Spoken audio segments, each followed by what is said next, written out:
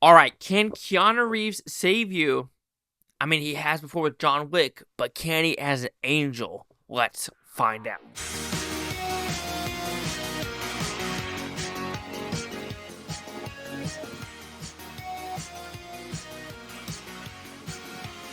Chase Liaki here with the Blue Futon, reviewing Good Fortune. What's about? Pretty simple premise. We have a guy that's just down on his luck, can't get a good job. He's sleeping in his car, and he feels like he's about to commit suicide. I mean, he's like, I'm done with life, blah, blah, blah.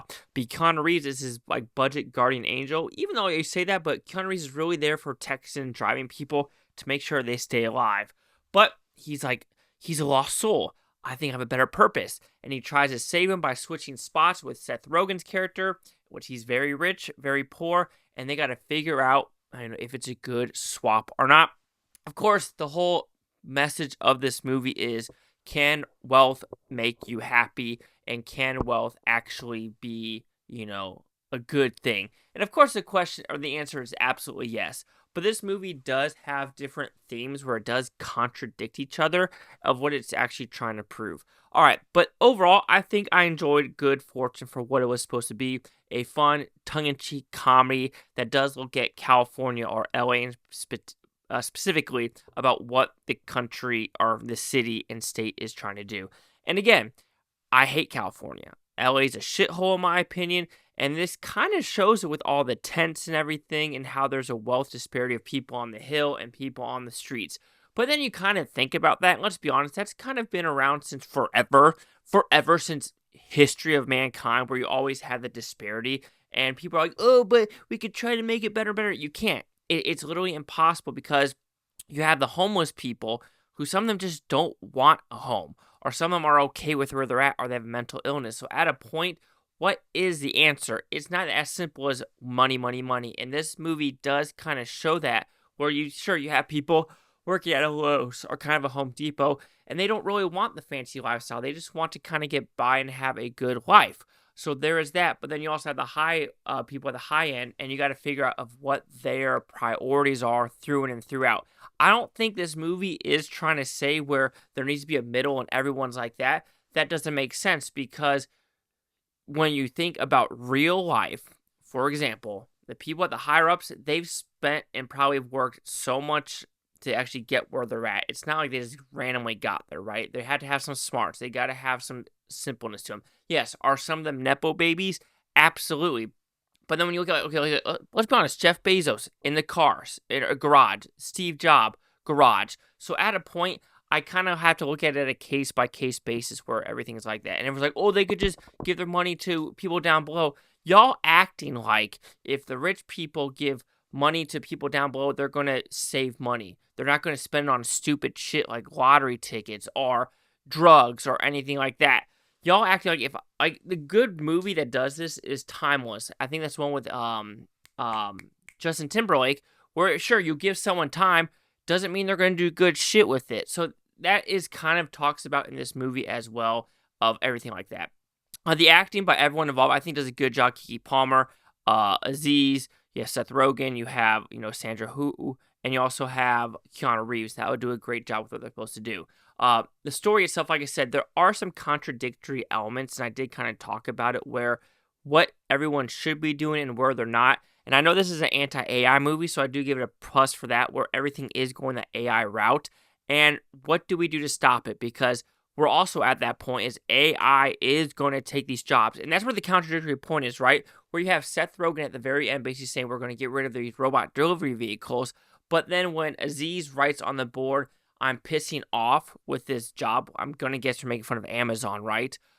Where are those jobs going to go to? They're going to go to either people that are probably illegal, working under the table, that make a lot, that are willing to work a lot more hours with a lot less money in the bank. And let's be honest, a lot of the money goes to the country that they're originally from. And B, those are going to go to robots. Those are going to go to those Teslas or those taxis. So at a point, there is contradictory statements of where these jobs are going to go and who is going to take them. I'm lucky, and I've done pretty good in life with, life choices. And I got to thank my mom for that for sure, where she wanted me to go through and throughout. Of course, I still make stupid decisions. Absolutely. Who doesn't in life? And of course, who doesn't want to be a millionaire? I would love it. Freaking love it. And have that kind of chill factor of like kind of can do whatever they want to do in this movie. This is a simple movie though. It's based in LA. It has that, mentality. And also when looking at like cost of living in LA where everything keeps going up and up and up, I do think people need to realize maybe I need to move. Maybe I need to move to Arizona. Maybe I need to move to New Mexico, Texas, Tennessee, Florida, Kentucky, West Virginia, and people are thinking, I don't want to move there. Why would I want to move there? But look at the cost of living. For example, Illinois right now, that's where I live, pretty close to St. Louis, Missouri, right? I could drive 20 minutes across the border and get gas 60 cents cheaper in Missouri versus Illinois. Why is that? The politics of this state. So I think people need to realize that of when they look at cost of living, because everyone you can see like, oh, eggs, even though eggs are going pretty down, gas is going extremely down, but it's still expensive here. Look at what type of taxes are at that state level. And it's a fact. It's truly a fact where this movie does also talk about that as well with taxes, Social Security, and things like that. It is a simple movie though. I mean, don't expect like your world to change with this movie. It is all about, trying to do right. Where are you in the world, and are you okay with where you want to be? I mean, yeah, not everyone wants to be that billionaire. I mean, would it be cool? Absolutely, to kind of have that pressure, but you also have some people that are kind of want to work and are okay with, making that like, $75,000, $90,000 a year and having a good life. Even though in California, I'm pretty sure you have to make like 150 or 170 to even be considered middle class in California. I know it's different in every state, because you can find a damn good house in like Texas or West Virginia or things like that for like $300K for like a 3,000 square foot house. So, but of course, when you go to LA, like a 1,500 square foot house is like $1 million. So it's all about that pick and choose. And sometimes you got to suck it up, buttercup, and move for your own benefit in life. So overall, Good Fortune. It's a good story. I think it's a fun little time. Don't expect a mind-changing experience, but expect, be like, okay, I've seen it before. This is real life. But yeah, like I said, some contradictory statements, because I love also the whole free healthcare, free busing. Who's going to pay the driver? Who's going to pay electricity? Who's going to pay the gas? Who's going to pay the roads? And then we also talk about healthcare, free healthcare.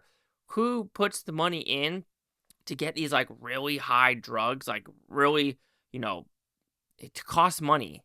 So how are they going to keep making the money if it's free? Like, I think people don't understand that whole overarching aspect.